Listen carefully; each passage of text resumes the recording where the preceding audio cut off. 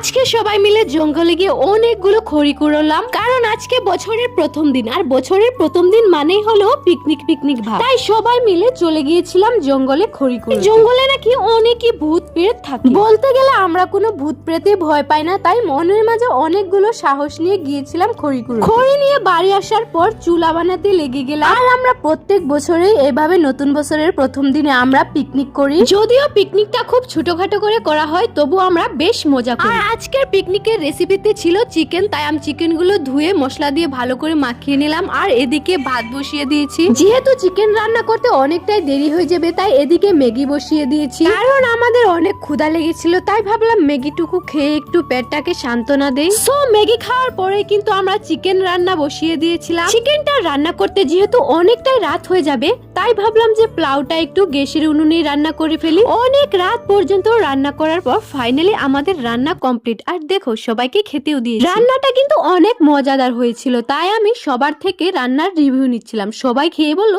দারুণ। Happy new year 2026।